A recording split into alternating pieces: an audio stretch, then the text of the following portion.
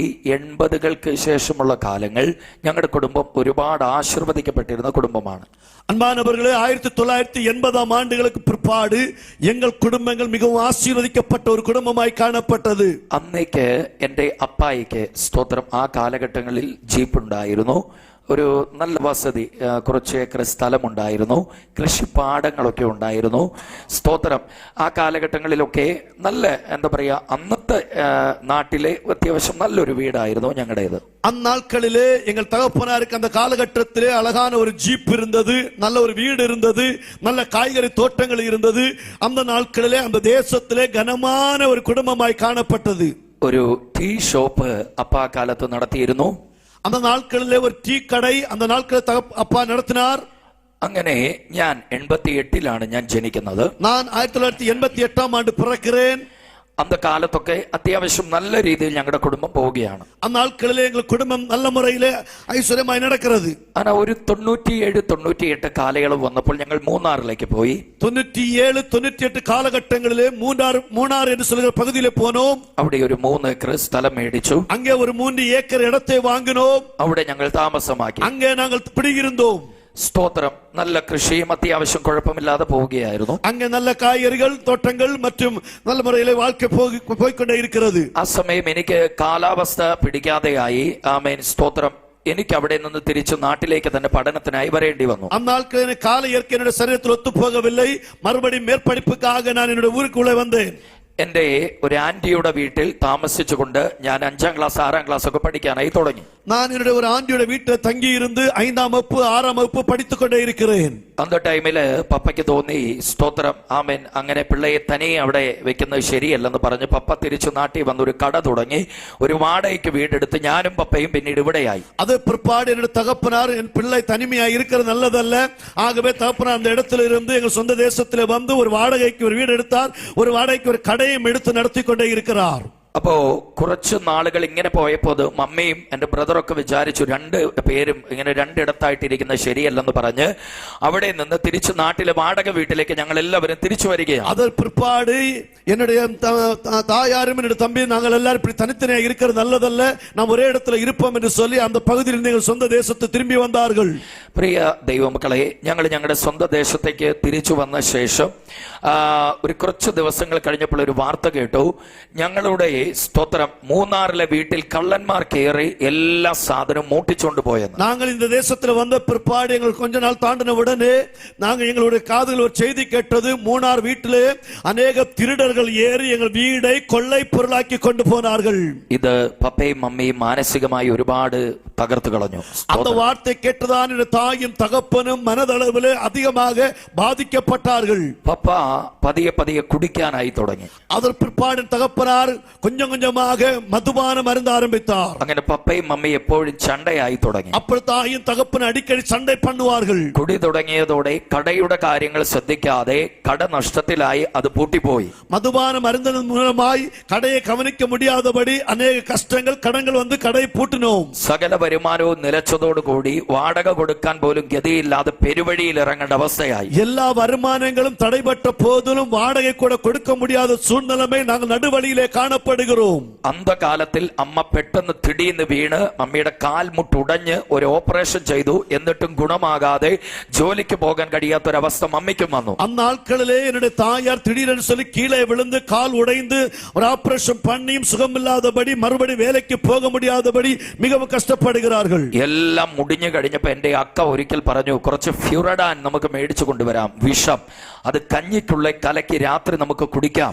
കാലയിലെല്ലാം തീർന്നു കിടക്കും എന്ന് പറഞ്ഞത് എനിക്ക് ഓർമ്മയുണ്ട്. இன்னும் எனக்கு ஞாபகம் இருக்கிறது. சகோதரி படி சொன்னார்கள், கொஞ்சம் விஷத்தை வாங்கி கொண்டு வந்து கஞ்சியில ஊற்றி நமக்கு எல்லாருக்கும் குடிப்போம், நாளை தின காலையில நம்ம அத்தனை பேர் மரித்து കാണപ്പെടുவோம். ഹല്ലേലൂയ. പ്രിയപ്പെട്ടവരെ, അവളവിൽ തകർന്നു പോയ കാലത്താണ് ചില ഊഴിയர்கள் സ്തോത്രം ഞങ്ങളുടെ ദേശത്ത് വന്ന് യേശുവിൻ സുവിശേഷത്തെ അറിയിക്കുന്നത്. எல்லாம் நஷ்டப்பட்ட சூழ்நிலையிலே எங்கள் இல்லத்துக்குள்ள எங்கள் தேசத்துல சில ஊழியக்காரர்கள் கடந்து வந்து எங்கள் வாழ்க்கைக்கு ஒரு மாற்றத்தை காண முடிந்தது. ഹല്ലേലൂയ. ആ ഊഴിയர்கள் അന്ത ടൈം വരെ ഞങ്ങൾ യാക്കോബായ കുടുംബത്തിലാണ്, യാക്കോബായ പള്ളിയിലായിരുന്നു പോയിക്കൊണ്ടിരുന്ന, ഒരു RC പോലെ എന്നൊക്കെ പറയാം. അന്നാൾക്കളിലെ യാക്കോബ എന്ന് சொல்லக்கூடியதான ஒரு கோயிலே நாங்கள் அங்கம் வகித்துக் கொண்டிருந்தோம். ഹല്ലേലൂയ. പ്രിയപ്പെട്ടവരെയാണ് ഈ പാസ്റ്റർമാർ അവിടെ കടന്നു വന്ന് അവർ സുവിശേഷമൊക്കെ അറിയിച്ചു. ഒരു VBS എന്നെ വിളിച്ചിട്ട് പോയി. ആ VBSൽ ഞാൻ രക്ഷിക്കപ്പെടുവാൻ ഇട വന്നു. அப்படி இந்த போதகர்கள் வந்து என்னை அழைத்தார்கள். அதுபோல அந்த சபையில ஒரு VBS நடக்கிறது.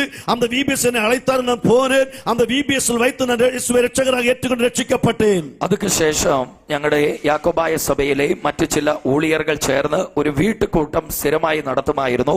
ആ കൂട്ടത്തിൽ കണ്ടിന്യൂസ് ആയി പോയി ആമേൻ അധിക മണി നേരം ജപിക്കുവാനായി തുടങ്ങി. அதுக்கு பிற்பாடு எங்கள் சபையிலே அடிக்கடி வீட்டுக்கூட்டத்தை எங்கள் வீடுகள் வைப்பார்கள். அந்த வீட்டுக்கூட்டத்தில் போய் அடிக்கடி அதிகமாக ஜெபித்து ஆவியில வளர ஆரம்பித்தேன். സ്തോത്രം. അങ്ങനെ 10ാം ക്ലാസ് முடிச்சப்போ கர்த்தருடைய ஊழியத்துக்காய் ഞാൻ പോയി. அப்பனமாக 10ஆம் வகுப்பு முடிந்த உடனே கர்த்தருடைய ஊழியத்திற்காக நான் அனுப்பப்பட்டேன். പ്രിയ ദൈവമക്കളെ, സ്തോത്രം. ഒരു 3 വർഷം വേദാഗമ കല്ലൂരിയിൽ പഠിച്ചുകൊണ്ടിരിക്കുമ്പോഴാണ് ஞானஸ்நானம் എടുക്കുന്നതും അഭിഷേകം പ്രാപിക്കുന്നതും. 3 ஆண்டுகள் ஒரு இறையியல் கல்லூரியிலே படித்துக் கொண்டிருக்கும் போதுதான் நான் ஞானஸ்நானம் எடுக்கவும் பரிசுத்தாவியினால் நிரப்பப்படவும் செய்தேன். കൈ ഉയർത്തി കർത്താവിന് മഹിമയെ കൊടുക്കാം. സ്തോത്രം. ഹല്ലേലൂയ. അങ്ങനെ ജ്ഞാനസ്നാനം എടുത്ത് പരിശുദ്ധാവിൻ അഭിഷേകത്തെ അവൻ പ്രാപിച്ചതற்கு ശേഷം അവൻ എന്നോട് മമ്മിയും എന്നോട് ചേർന്ന് വന്ന് ஞானஸ்நானம் എടുക്കുവാനിട വന്നു. அவனமாய் நான் ரட்சிக்கப்பட்டு ஞானஸ்நானம் எடுத்த பிற்பாடு அந்த கூடுகைக்கு நான் கடந்து சென்று கொண்டிருப்பேன். அப்போது என்னுடைய தாயாரும் என்னோடு கூட வந்து இந்த கூடுகையில கலந்து கொள்ளவும் ஞானஸ்நானம் எடுக்கவும் கர்த்தர் உதவி செய்தார். ഒരു ചില നാളുകൾ കഴിഞ്ഞപ്പോൾ என்னுடைய അക്ക എന്റെ ചേച്ചിയും വിശ്വാസത്തെ മുറുകെ പിടിക്കത്തക്കവണ്ണം ചില വഴികളെ കർത്തർ ഒരുക്കി. அதற்கு பிற்பாடு என்னுடைய உடன்பிறப்பாகிய என்னுடைய சகோதரியும் என்னோடு கூட வந்து இந்த சுவிசேஷத்தை ஆழமாய் பிடித்துக்கொள்ள கர்த்தர் உதவி செய்தார். ഹല്ലേലൂയ. ആമേൻ. ഇതിന്റെ ഇടയില് ചേച്ചിയുടെ മാരേജ് കർത്തർ നടത്തി വിട്ടിരുന്നു. அதற்கு அந்த இடைப்பட்ட காலகட்டத்தில் என்னுடைய அக்காளுடைய திருமணத்தை கர்த்தர் நடத்தி தந்தார். കൈ ഉയർത്തി കർത്താവിന് മഹിമയെ കൊടുക്കുക. സ്തോത്രം. ഞങ്ങൾ കർത്തർക്കുള്ള വന്നപ്പോൾ അവൻ ഒരു ചെറിയ വീടൊക്കെ ഇതിനിടയിൽ വെച്ച് കയറുവാനും കർത്തർ ചില ഉദവികൾ ചെയ്തു. இந்த காலகட்டங்களிலே நாங்கள் இயேசு ஏற்றுக்கொண்ட காலகட்டங்களில் ஒரு சின்ன ஒரு வீடு வைத்து அந்த வீட்டுக்குள்ளே வரவும் ஆண்டவர் எங்களுக்கு உதவி செய்தார். 12 കൊല്ലം என்னுடைய அப்பா കുടികാരനായിരുന്നു. ആനാ ഞാൻ ഊഴിയത്തൊക്കെ ഇറങ്ങി 12ാമത് കൊല്ലം പപ്പായും ദൈവം തൊട്ടു. പപ്പയും രക്ഷിക്കപ്പെടുവാനും സ്നാനമേൽക്കുവാനും ബൈബിൾ എടുക്കുവാനും കർത്തർ വായ്പയെ തുറന്നു. 12 ஆண்டுகளாக என்னுடைய தகப்பனார் ஒரு மதுபான பிரியனாய் காணப்பட்டார். நான் ஊழியத்திற்கு வந்து 12வது வயதிலே அவரும் രക്ഷിക്കപ്പെട്ട് ஞானஸ்நானம் எடுக்க கர்த்தர் உதவி செய்தார். പ്രിയ ദൈവമക്കളെ, സ്തോത്രം. അങ്ങനെ ഒരു കാലത്ത് ഞങ്ങളുടെ வாழ்க்கைയിൽ നഷ്ടപ്പെട്ടതെല്ലാം കർത്തർ തിരിച്ചു തര തുടങ്ങി. அன்பானவர்களே, ஒரு காலகட்டத்தில் எங்கள் வாழ்க்கையில் നഷ്ടപ്പെട്ടു போனதை எல்லாம் ஆண்டவர் எங்கள் வாழ்க்கையை திருப்பி தர ஆரம்பித்தார். ഇതിനിടയിൽ ഒരു അത്ഭുതം ഞാനത് ആശ്ചര്യമായി ചിന്തിക്കും. ഈ കാലഘട്ടത്തില് കള്ളന്മാര് ചിലര് വന്ന് ഞങ്ങളുടെ വസ്തുക്കൾ തിരടിക്കൊണ്ട് പോയി എന്ന് പറഞ്ഞില്ലേ, അതിലൊരു കുടുംബത്തില് കർത്തർ മനം തിരുമ്പലെ കൊടുത്തു.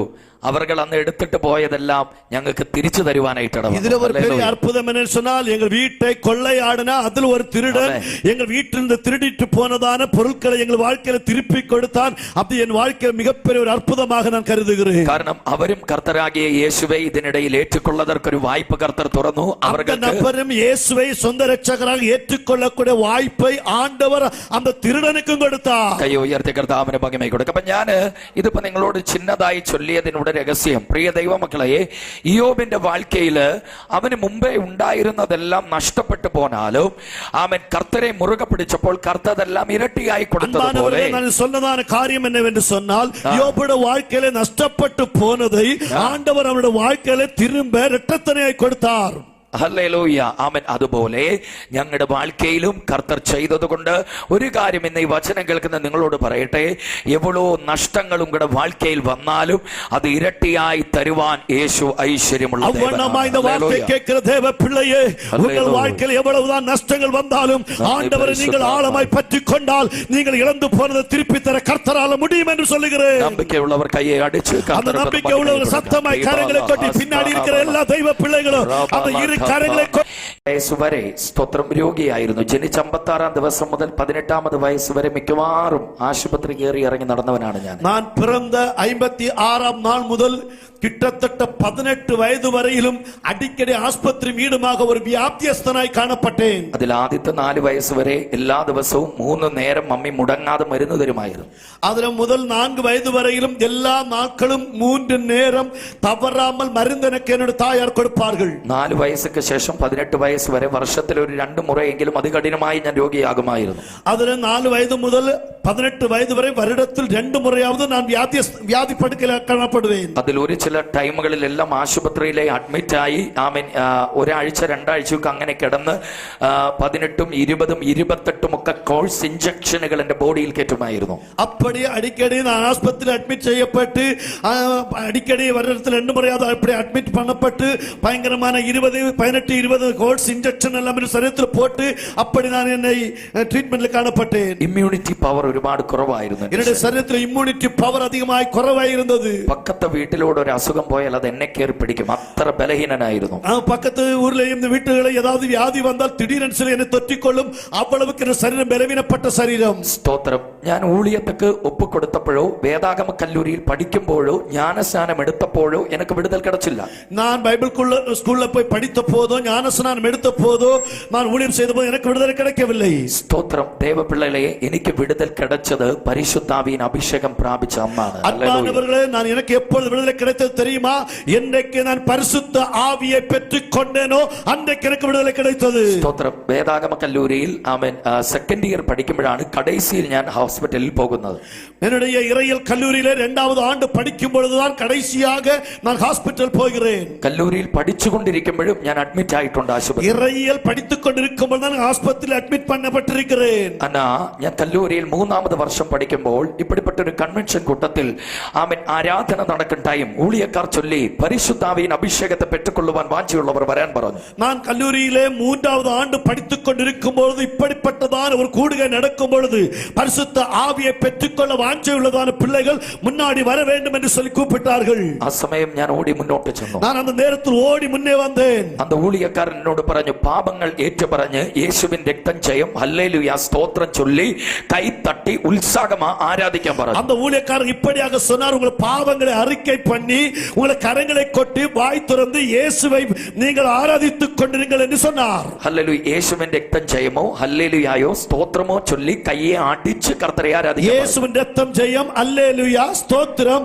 கரங்களை கொட்டி கர்த்தரை மகிமைப்படுத்து என்று சொன்னார். ഹല്ലേലൂയ. அந்த ടൈമിൽ പ്രിയപ്പെട്ടവരെ, എന്നെ വ്യാധിക്ക് വിടുതലിക്കല്ല പോയത്, കർത്തരെ ആരാധിക്കതற்கான പോയത്, അഭിഷേകത്തെ പെട്ടുകൊള്ളത്. அன்பானவர்களே, என் வியாதியிலிருந்து ஒரு விடுதலை கிடைக்கும்படியாக நான் போகவில்லை, நான் கர்த்தரை ஆராதிக்கும்படி தான் முன்னே ஓடி வந்தேன். സ്തോത്രം. അപ്പടി ചെന്ന് കയ്യെ തട്ടി യേശുവിൻ രക്തം ജയമെന്ന് പറഞ്ഞ് ആരാധിച്ചു കൊണ്ടിരുന്നു. എൻ പാപങ്ങളെ മன்னிക്കണം അപ്പ എന്ന് ചൊല്ലി ജപിച്ചുകൊണ്ടിരുന്നു.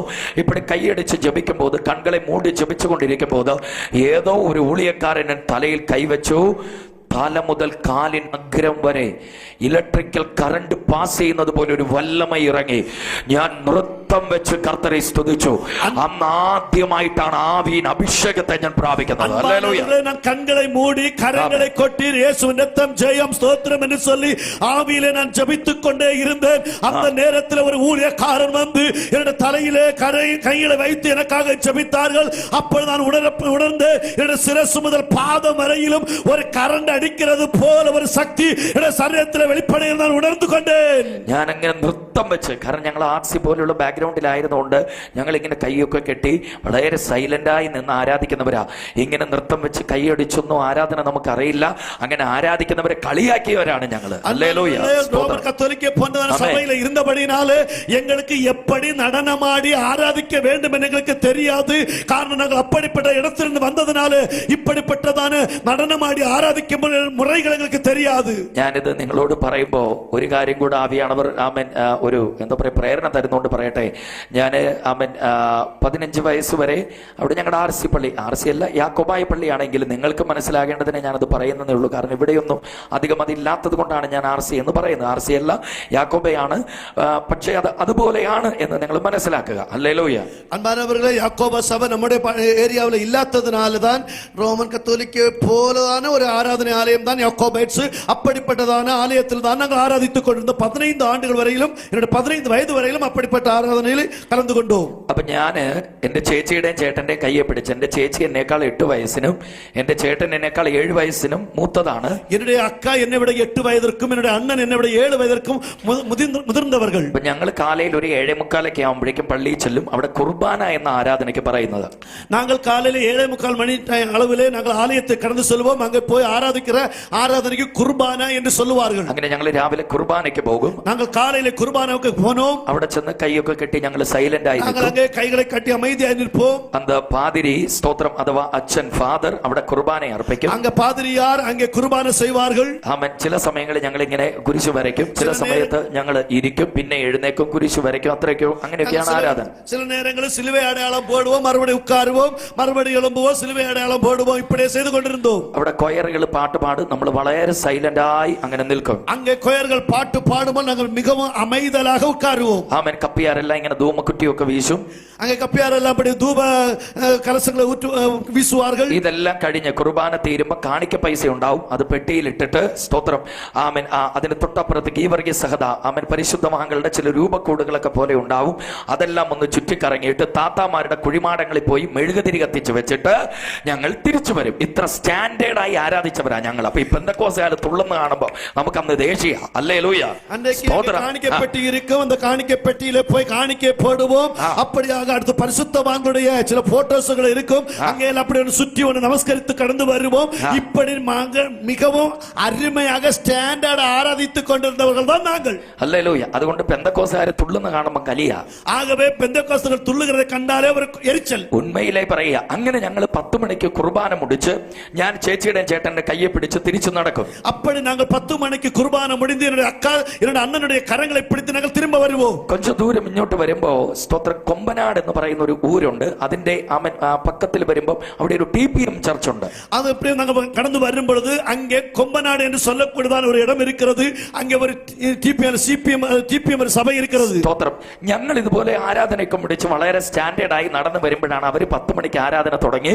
ഒരു 10:45 ശ്രീയേശു നാമൊക്കെ പാടി നല്ല തമ്പയറൊക്കെ അടിച്ച് അവരിങ്ങനെ ആവിയിൽ നിറഞ്ഞ് ആരാധിക്കുന്ന സമയമായിരിക്കും. ഹല്ലേലൂയ. 10 മണിക്ക് திரும்ப வரும்போது கொம்பநாடு CPM சபையிலே அவர்கள் அப்பொழுதுதான் மக்கள் எல்லாம் கூடி வந்து ஸ்ரீயேசு நாமம் என்கிற பாட்டெல்லாம் பாடி ஆராதித்து துள்ளி கர்த்தரை மகிமைப்படுத்துவார்கள்.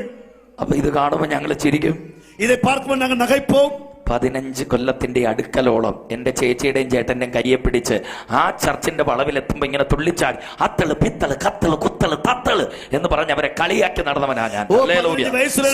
அக்காளுடையும் என்னுடைய அண்ணனுடையும் கைகளை பிடித்து நடக்கும் பொழுது அந்த ஆலயத்துடைய அருகாமையில் வரும் பொழுது அந்த சத்தத்தை கேட்டு நான் இப்படி கத்தள புத்தள கித்தளன்னு சொல்லி நான் அவர்களை மிகவும் பரியாசம் பண்ணுவேன். ഏതൊരു കാര്യവും ഒരു ചില നാൾ അടുപ്പിച്ച് ചെയ്താൽ പിന്നെ ഓട്ടോമാറ്റിക്കലി അങ്ങനെ നമ്മളങ്ങ് ചെയ്തു പോകുന്ന ആളുകൾ പറഞ്ഞു കേട്ടിട്ടുണ്ട്. ஏதாவது ஒரு காரியத்தை சில நாட்கள் தொடர்ந்து நாம் செய்தால் நம்ம ஆட்டோமேட்டிக்கலா நம்ம வாழ்க்கையில நடக்கும் என்று சொல்வார்கள். അതുകൊണ്ട് എല്ലാ ഞായറ്റുകളുമേ പെന്തക്കോസ്ത് പള്ളിയുടെ അവിടെ വരുമ്പോ ഒന്ന് ചാടും. തത്തള കുത്തള കത്തള ഒരു ചാട്ടം ചാടിയ ஒவ்வொரு நாளும் பெந்தகோஸ்து சபையுடைய அந்த அருகாமையில் வரும் பொழுது ஒன்று கரங்களை கொட்டி இப்படி எல்லாம் கொஞ்சம் சொல்லி பரிகாசம் பண்ணுவேன். സ്തോത്രം. ഞാൻ എപ്പോഴും പറയും അന്ന് അതുങ്ങളെ കളിയാക്കിയത് കൊണ്ടായിരിക്കാം അന്ന് 15 കൊല്ലത്തിന്റെ അടുത്തോളം ഞങ്ങളുടെ വീടിന്റെ വളവിലുള്ള ആ TPM-കാരെ കളിയാക്കി തുള്ളിയത് കൊണ്ട് കർത്തരന്റെ കോപ്പിട്ടു. ഉലകത്തിലെ സകല വളവുകളിൽ ഇപ്പൊ ഞാൻ നിന്ന് തുള്ളുവല്ലേ, ഇവിടെ വന്നപ്പോ തുള്ളുവല്ലേ. ഹല്ലേലൂയ. പ്രിയരെ, അഭിഷേകം സത്യമാ, അതിനെ തടയാൻ ആർക്കുമാകില്ല. അത് ഉയരെ നിന്ന് വെളിപ്പെട്ടതാ. ഹല്ലേലൂയ. ആമേൻ. அன்பானவர்களை கிட்டத்தட்ட 15 ஆண்டுகளாக இந்த CPM சபைக்காரர்களை கண்டு நான் பரிகசித்து அவர்களை பார்த்து பரிகசித்து துள்ளும் பொழுது இன்றைக்கு ஆண்டவர் அந்த துள்ளும்படியாய் நீ உலகம் முழுவதும் போய் துள்ள வேண்டும், இந்த ஐரேனிபுரத்தில் வந்து துள்ள வேண்டும் என்று சொல்கிறார். ஆண்டவர் நீங்க கொண்டு வந்து துள்ள வைத்திருக்கிறார். கையை உயர்த்தி கர்த்தருக்கு மகிமையை கொடுക്കാം. ஹல்லேலூய. ஸ்தோத்திரம். இப்படி பரிகசிச்ச எனக்கு பின்னீடு கர்த்தர் வெளிப்படுத்தி இது உண்மையான மகனே. ஸ்தோத்திரம். இப்படி பரிகசித்து நடந்ததான எனக்கு ஆண்டவர் ஒரு காரியத்தை வெளிப்படுத்தி தந்தார்.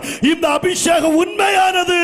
അവൻ അതിനിപ്പോ ഞാൻ വിശദീകരിക്കുന്നില്ല. അതൊക്കെ ഈ അഭിഷേക കൂട്ടം നടക്കുമ്പോൾ ഞാൻ വിശദീകരിച്ച് പറയാറുണ്ട്. ഇതെല്ലാം അധികமாக വിവരിக்க വിரும்பவில்லை. ഇത് അഭിഷേക കൂട്ടങ്ങൾ വിവരിക്കുന്ന പാപങ്ങളൊക്കെ ഏറ്റുപറഞ്ഞ് തെറ്റുകളൊക്കെ ഏറ്റുപറഞ്ഞ് കർത്തരുടെ ആവിയെ കളിയാക്കിയതൊക്കെ ഏറ്റുപറഞ്ഞിട്ട് പ്രിയ ദൈവപിള്ളകളെ കൈയടിച്ച് യേശുവിൻ രക്തം ചെയ്യുമെന്ന് പറഞ്ഞ് ആരാധിക്കുമ്പോഴാണ് ഊഴിയர்கள் കൈവച്ചതും ഞാൻ നൃത്തം വെച്ച് ആദ്യമായി പരിശുദ്ധാവി നിറവോടെ കർത്തരെ ആരാധിച്ചത്. அப்படி கல்லூரியில 3ஆம் ஆண்டு ஆராதிக்கும் பொழுது பரிசுத்த ஆவியான உண்மை என்று அறிந்து அப்படி நான் முன்னே வந்து கண்களை மூடி கரங்களை கொட்டி கர்த்தரை ஆராதித்து ஆவியில நிறைந்து நடனமாடி ஜெபித்துக் கொண்டிருக்கும் பொழுது ஒரு ஊழியக்காரர் சிரசில வந்து கரங்களை வைத்து ஜெபிக்க ஆரம்பித்தார். அப்படி நான் அபிஷேகத்தால் நிரப்பப்பட்டேன். സ്തോത്രം. ഞാൻ ഒരു കാര്യം നിങ്ങളോട് പറയട്ടെ.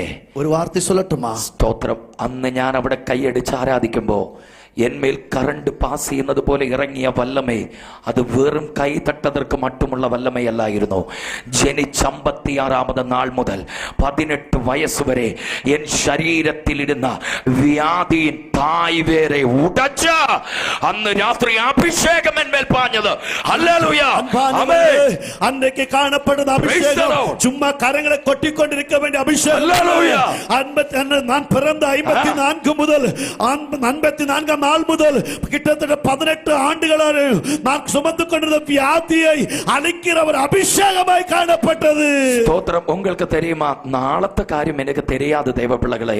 നാളെ ദിനത്തെ കുറിച്ച് ഇപ്പോൾ എനിക്ക് 36 വയസ്സ് ഉണ്ട്. ഞാൻ അഭിഷേകം പ്രാപിച്ചത് 18ാമത് വയസ്സിൽ. എന്റെ 18ാമത് വയസ്സിൽ അഭിഷേകം പെറ്റുകൊണ്ടേൻ. കഴിഞ്ഞ 18 വർഷമായി ഈ നിമിഷം വരെ പിന്നെ ഒരു ആശുപത്രിയിൽ അഡ്മിറ്റ് ആകാൻ കർത്തർ എനിക്ക് ഇടവരുത്തിയിട്ടില്ല. ഹല്ലേലൂയ. അതുകൊണ്ട് ഒരു കാര്യം ഉണ്മയോടെ ഞാൻ പറയുക, കർത്തരെ നീങ്ക കൊടുക്ക വേണ്ടിയ മഹിമയെ കൊടുത്ത് തുതിച്ചാൽ ഉനക്ക് തരേണ്ട മഹിമയെ തരാൻ എൻ ദേവൻ മഹിമയുള്ള ദേവനാ. പുരിയുന്നവർ കയ്യെ ആടിച്ച കർത്തർക്ക് ഹല്ലേലൂയ. ആമേൻ. ഒരു വ്യാധിയെ കാണപ്പെടവില്ല. കർത്തരെ കൊടുക്ക വേണ്ടിയ മഹിമയെ കൊടുത്താൽ ഹല്ലേലൂയ മഹിമ നമ്മിൽ വെളിപ്പെടും. ആമേൻ. ചുവം നീതിയും തേടുங்கள், അതോടുകൂടെ ഇവകളൊക്കെയും உங்களுக்கு கொடுக்கப்படும். பைபிள் படி சொல்லும் முதலாவது ராஜ்யத்தின் நீதியை தேடுங்கள், அதோடு கூட இவைகள் உங்களுக்கு கொடுக்கப்படும். சந்தோஷம்.